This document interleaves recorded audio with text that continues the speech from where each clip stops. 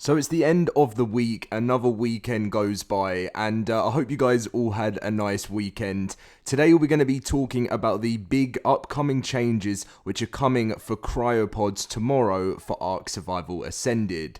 Obviously, when we get the full patch, I will read through everything tomorrow, but I just wanted to kind of get some thoughts and feelings as we come to the end of this week on what your thoughts and feelings are on these changes that were announced in the community crunch. As a current PvE player, I'm obviously happy about it, but I do understand that PvP players are still feeling a little bit frustrated. So we'll talk about this all in today's video. If you do enjoy it, make sure to drop a like and subscribe, and let's dive in to the world of ARK. So yeah, the new Community Crunch dropped on Friday night or Saturday morning, and it was Community Crunch 433. They announced the new ARK X Power Rangers Wave 2, which is coming January 23rd for Steam, Xbox, and PlayStation for a standalone price of $9.99. But they also gave us an update on cryopods, and pretty much what has been going on is they said that they've got a pretty important update on cryopods that addresses some community frustrations on both PvE and PvP. And they said, let's begin with PvE, sorry. They said, we're reverting the requirement for nearby fridges when deploying cryopods on PvE entirely. This brings back the experience to match what was on ARK Survival Evolved, and this change will come into effect on Monday, November 11th. Now, for me, that's perfect, right? Because people loved the way cryopods were on ARK Survival Evolved. It was a much better way, and we just all preferred it as, just because it was just so much nicer. And I do understand why a lot of people actually got put off from even playing the game when these changes were made in ARK Survival Ascended. Now, for PvP, they said, we're not walking back all the changes for this game mode, but we will be making an adjustment.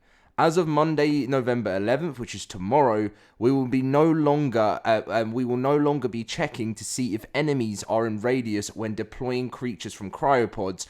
The cryo fridge requirement will still remain. And we'll be monitoring and evaluating the impact of this change and whether we feel like it's necessary to take a step further. We have some other ideas about how we can address some of the pain points in PvP related to cryos, namely specific tweaks to caves and cryo-related behavior around caves. However, we're going to hold on to these changes for now until we've gathered more data.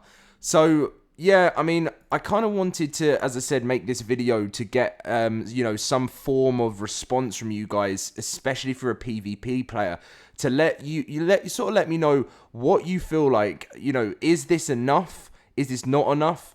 And if there is, for the certain reason why that Studio Wildcard have done this, it's due to exploits in the game, right? And it's also due to certain complaints in the past about how overpowered they used to think cryopods were on PvP and things that you could do with them. So for Ascended, they wanted to sort out some of these problems by implementing these changes. But obviously, it's actually crazy the amount of players that have said that coming back to ARK just because of the cryopod changes on PvE. It is insane. I didn't even realize. I feel like, there's a whole different... it feels like a new DLC's coming. There's that many players that are so happy about this change.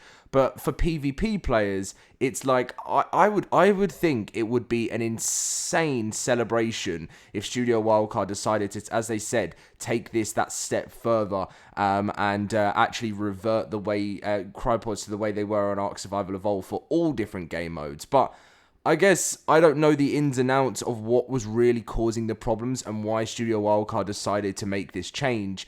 And I think as a community, sometimes, obviously, we might ruin things for each other. And, there's people out there that decide to exploit in ways that ruins the game for other people. And it's a shame that happens, and that's never going to stop. Obviously, Studio Wildcard have to put measures into place to avoid that. But to be honest, it's like, when you see the amount of people that want the old ones back, you do start to think, you kind of have to go with what the community feels like. Now, one thing I do want to say is over the last 2 months, I'm going to say over the last month, because it actually hasn't been that long at all. But I have to say, Studio Wildcard have really impressed me with their response to the community. So the change of Fear Ascended recently made me very happy, and a lot of people in the community very happy. Fear Ascended will be ending this week on the 13th.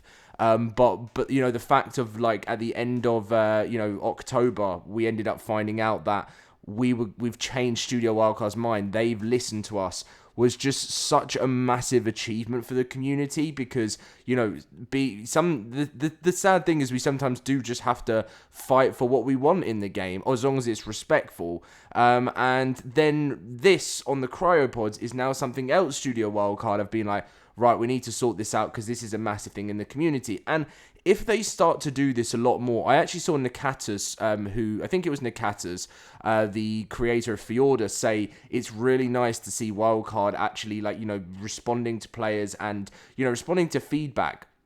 Because that's the most important thing in your game.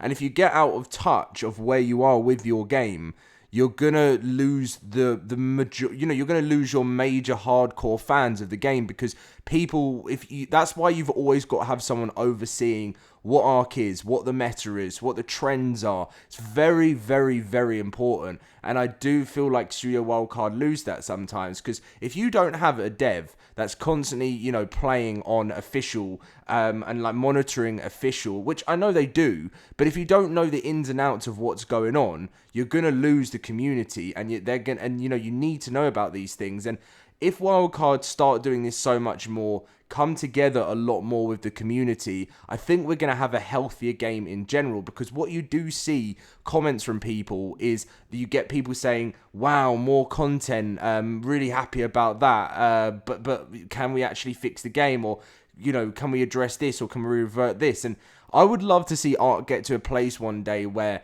I know people always complain about things, right? So there's never not going to be someone that's not going to complain about something when it comes to a game like ARK. But I would like us to get to more of a place where, you know, we get new changes and new fixes added in. We get to more of a place where there is less people complaining about the state of the game and more looking forward to the future content. Take Call of Duty Black Ops as an example. The new one is doing very well. They address some of the issues. They've talked to the community a lot. They've released things that community have wanted, like just simple stuff.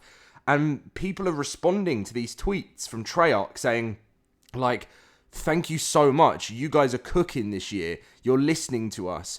And that's what players want. And if Wildcard can get on top of these and really do that, I really, really hope that they can kind of improve their relationship with the community, and we can start to see a lot more exciting changes in the near future. But anyway, guys, that's my sort of thoughts and feelings on the whole situation. I'm obviously very happy, as I said, as a current PvE player, to have these changes reverted back to the way they were. So that's nice stuff. But apart from that, guys, yeah, I will catch you guys in tomorrow's update. Leave a like, subscribe, and I'll see you later.